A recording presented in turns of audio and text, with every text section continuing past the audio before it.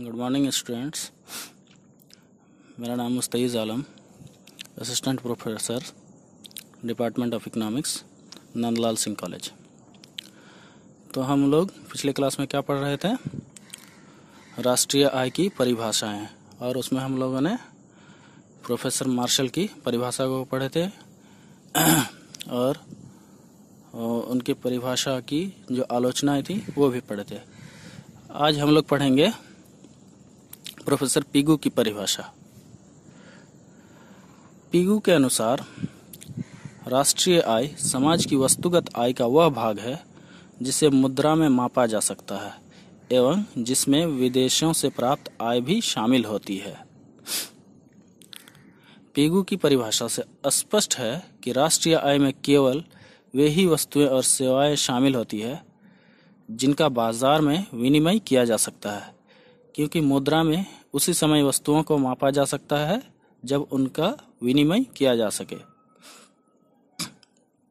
Martial की परिभाषा की तुलना में पिगू की परिभाषा अधिक व्यावहारिक एवं उपयुक्त है, क्योंकि इसमें राष्ट्रीय आय की गणना करने के लिए मुद्रा में मापे जाने वाली वस्तुओं एवं सेवाओं को ही शामिल की जाती है। इससे दोहरी गणना के दोष से बचा जा सकता है। इस परिभाषा की एक विशेषता यह भी है कि इसमें विदेशी विनियोगों से प्राप्त आय भी शामिल किया जाता है। पिगू की परिभाषा की विशेषताएं। पिगू की उपर्युक्त परिभाषा के आधार पर उसकी निम्नांकित विशेषताएं स्पष्ट होती हैं। पहला नंबर है मुद्रा को मूल्यांकन का आधार बनाकर पिगू ने अपनी परिभाषा को सरल एवं स्पष्ट बना दिया है। यानी मुद्रा ही मूल्यांकन का आधार है। राष्ट्रीय आय की गणना में विदेशों से प्राप्त आय को भी शामिल कर लिया गया है। तीसरा, मुद्रा को मापदंड बनाकर पिगू ने राष्ट्रीय आय की गणना को सरल एवं सुविधाजनक बना दिया है, क्योंकि इससे आय की दोहरी गणना की कठिनाई से बचा जा सकता है।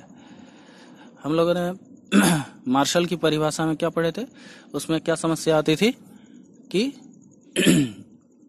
राष्ट्रीय आय की गणना में यानी दोहरी गणना की समस्या उत्पन्न हो जाती थी। इस प्रकार जैसे गन्ना को एक बार हम लोग गिन लेते थे, गन्ना की जो कीमत होती थी, फिर चीनी जब तैयार होता था उसको भी जोड़ लेते थे। इस तरह एक वस्तु यानी गन्ना से ही चीनी तैयार होता है और एक ही वस्तु को दो बार राष्ट्रीय आय में गिन लिया जाता था। इससे सही राष्ट्रीय आय का गणना नहीं हो पाता था। चौथा है, गणना में सरलता एवं परिभाषा स्पष्ट होने के कारण पिगू की परिभाषा मार्शल की तुलना में अधिक व्यावहारिक है। यह था प्रोफेसर पिगू की परिभाषा की विशेषताएं।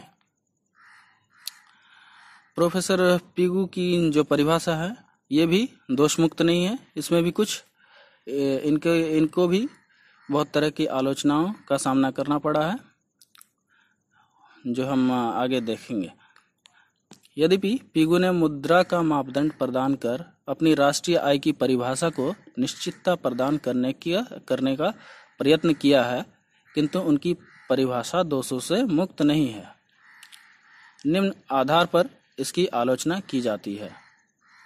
नंबर 1, संकीर्ण परिभाषा।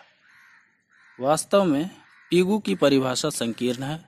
बहुत सी ऐसी वस्तुएं हैं जिनका विनिमय नहीं किया जाता है, फिर भी वे राष्ट्रीय आय का अंश होती है। जैसे यदि कोई कृषक अपनी उपज का वह भाग जिसे वह निजी उपभोग के लिए रख लेता है, पिगू के अनुसार राष्ट्रीय आय में शामिल नहीं होगा, क्योंकि उनका विनिमय नहीं किया जाता है, किंतु यह उपज निश्चित ही राष्ट्रीय आय का भाग है। ये तो सचमुच दोषपूर्ण है, इसमें त्रुटि है। अगर कोई कृषक अनाज उपजाता है और उसको वह निजी उपभोग के लिए रख लेता है, तो क्या वह राष्ट्रीय आय का भाग नहीं माना जाएगा? क्योंकि वो उस अनाज के बदले वो अनाज खाके अपने उपभोग में लाकर कुछ मुद्रा तो बचाता होगा जो बाजार से नहीं लाता होगा। यानी ये भी मुद्रा में गिना जाना चाहिए।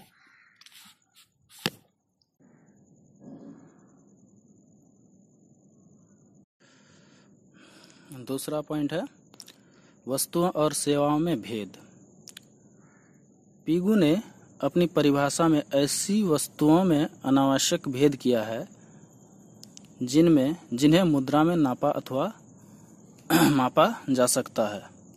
वास्तव में ऐसा भेद कृत्रिम हो जाता है। पीगू ने स्वयं यह स्वीकार किया है क्रय की जाने वाली एवं क्रय न की जाने वाली वस्तुओं में परस्पर कोई आधारभूत अंतर नहीं होता है। तीसरा बिंदु है राष्ट्रीय आय का सही आकलन नहीं।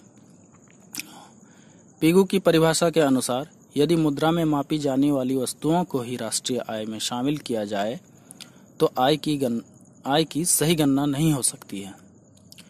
पीगू के अनुसार एक वेतनभोगी नर्स के रूप में कार्य करने वाली महिला की सेवाएं राष्ट्रीय आय में शामिल की जाएंगी, किंतु घर में बच्चों की देखरेख करते समय उसकी सेवाएं राष्ट्रीय आय में शामिल नहीं होंगी, क्योंकि इसके लिए उसे कोई पारिश्रमिक नहीं दिया जाता है, जबकि वो घर में भी काम कर रही होती है।